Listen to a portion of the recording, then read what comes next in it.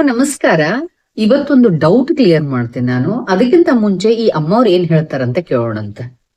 ಅಮ್ಮ, ನನ್ನ ಹತ್ರ ನೀವು ಎದಕ್ ಬಂದಿದ್ದು, ಏನ್ ಟ್ರೀಟ್ಮೆಂಟಿಗೆ ಬಂದಿದ್ದು, ಈಗ ಹೆಂಗೈತಿ ಏನ್ ಹೇಳ್ರಿ. ನಾ ಬಂದಿದ್ದಂದ್ರಿ ಅಲರ್ಜಿ ಇತ್ತು ನನಗ್ ಫಸ್ಟ್. ಅಲರ್ಜಿಯಿಂದ ಇಲ್ಲಿ ಪಂಚಕರ್ಪೂರ ತಗೊಂಡೆ ಪಂಚಕರ್ಮ. ಅದನ್ನ ಟ್ರೀಟ್ಮೆಂಟ್ ತಗೊಂಡಾಗ ನನಗ ಅಲರ್ಜಿ ಹೋತು. ಕಾಲ್ ನೋವು ಇತ್ತು. ಕಾಲ್ ನೋವಿಗೆ ಗುಳಿಗೆ ಅದು ಕೊಟ್ರಿ ನೀವು, ನಾನು ಅದನ್ನು ತಗೊಂಡ್ ಆರಾಮಾಗಿತ್ತು. ಈ ಚಳಿಗಾಲ ಬಂದಿಂದ ನನಗ ಕಾಲ್ ನೋವು ಜಾಸ್ತಿ ಆಗಿದೆ. ಮತ್ತೆ ಅದಕ್ಕೆ ಈಗ ಬಂದೇವಿ ಚಳಿಗಾಲಕ್ಕೆ ಈಗ ಸ್ವಲ್ಪ ಮತ್ತೆ ಏನಿರ್ಲಿ, ಇಷ್ಟು ದಿನ ಇರ್ಲಿಲ್ಲ ಮೇಡಮ್, ಕಾಲ್ ನೋವು ಇರ್ಲಿಲ್ಲ, ಅಲರ್ಜಿ ಎಲ್ಲ ಫುಲ್ ಕಡಿಮೆನೇ ಆಗಿದೆ, ಪೂರಾ ಕಡಿಮೆ ಆಗಿದೆ. ಅಲರ್ಜಿ ಏನಿಲ್ಲ, ಈಗ ಜಸ್ಟ್ ಕಾಲ್ ನೋವು ಸಂಬಂಧ ಅಷ್ಟೇ. Okay okay. ಇದೇ ರೀತಿ ಪೇಷಂಟ್ಸು ತಮ್ಮ ತೊಂದರೆಯನ್ನು ಹೇಳ್ತಿರ್ತಾರೆ. ಇದಕ್ ಕಾರಣ ಏನು ಅಂದ್ರೆ, ಈ ಚಳಿಗಾಲದೊಳಗ ಇದು ಬರೀ ಪೇಷಂಟ್ಸ್ಗೆ ಅಷ್ಟೇ ಅಲ್ಲ, ನಾರ್ಮಲ್ ಪರ್ಸನ್ಸ್ಗೂ ಆಗ್ತದೆ. ಇದು ಎಲ್ಲರೂ ಫೀಲ್ ಮಾಡ್ಕೋತಾರೆ. ಎಲ್ಲರಿಗೂ ಮಸ್ಕ್ಯುಲರ್ ಪೇನು ಮತ್ತೆ ಜಾಯಿಂಟ್ ಪೇನ್ಸ್ ಎಲ್ಲ ಶುರು ಆಗ್ತಾವ. ಕಾರಣ ಏನು ಅಂದ್ರೆ, ಕೋಲ್ಡ್ ಏರ್, ಅಟ್ಮಾಸ್ಫಿಯರ್ ಒಳಗಿರುವಂತ ಕೋಲ್ಡ್ ಏರ್ ಹೆವಿ ಇರೋದ್ರಿಂದ ಇಟ್ ಕಮ್ಸ್ ಡೌನ್. ಆವಾಗ ಅಟ್ಮಾಸ್ಫಿಯರ್ ಪ್ರೆಷರ್ ಹೆಚ್ಚಿಗೆ ಆಗ್ತದೆ, ವಾತಾವರಣದೊಳಗ ವಾತ ವೃದ್ಧಿ ಆಗ್ತದೆ. ವಾತ ವೃದ್ಧಿ ಆದಾಗ ಆಟೋಮೆಟಿಕಲಿ ನಮ್ಮಲ್ಲಿ ನೋವುಗಳು ಹೆಚ್ಚಿಗೆ ಕಾಣಿಸ್ಕೊಳ್ತಾವೆ. ಬಿಕಾಸ್ ಎಲ್ಲಾ ಜಾಯಿಂಟ್ಸಿನ ಮಧ್ಯೆ ಒಂದು ತರದ ಸ್ವೆಲ್ಲಿಂಗ್ ಸ್ಟಾರ್ಟ್ ಆಗ್ತದೆ.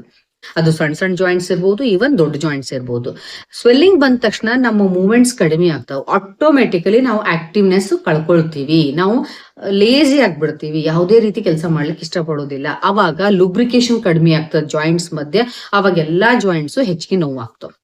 ಈ rheumatoid arthritic patients, osteo arthritic patients, even normal ಪೀಪಲ್ಗೂ ಕೂಡ ಈ ಸಮಯದೊಳಗ ನೋವು ಹೆಚ್ಚಿಗೆ ಆಗ್ತಾವ ಅಂತ ನಾ ಪದೇ ಪದೇ ಹೇಳಿಕತ್ತೇನಿ. ಓಕೆ, ಈ ರೀತಿ ಆಗೋದ್ರಿಂದ ಮಸಲ್ಸ್ ಒಳಗೂ ಕೂಡ ಸ್ಟಿಫ್ನೆಸ್ ಬರ್ತದೆ. ಜಾಯಿಂಟ್ಸ್ ಪೇನ್ ಇಲ್ಲ ಅಂದ್ರೆ ಮಸಲ್ಸ್ ಪೇನ್ ಬರ್ತಿರ್ತವೆ. ಯಾಕಂತಂದ್ರೆ ನಮ್ದು ಕೋರ್ ಟೆಂಪರೇಚರ್ ಅಂದ್ರೆ ನಮ್ಮ ಅಗ್ನಿ, ಜಾಟ್ರಾಗ್ನಿಯನ್ನ ಪ್ರೊಟೆಕ್ಟ್ ಮಾಡೋದು ಬಹಳ ಮಹತ್ವದ್ದಿರ್ತದೆ. ಹಿಂಗಾಗಿ ಮಸಲ್ಸ್ಗೆ ಪೆರಿಫೆರಲ್ ಬ್ಲಡ್ ಸಪ್ಲೈ ಕಡಿಮೆ ಆಗ್ತಾ ಹೋಗ್ತದೆ. ಅವಾಗ ಆ ಮಸಲ್ಸ್ ಅಲ್ಲಿ ಒಂದು ತರದ ಸ್ಟಿಫ್ನೆಸ್ ಶುರು ಆಗ್ತದೆ.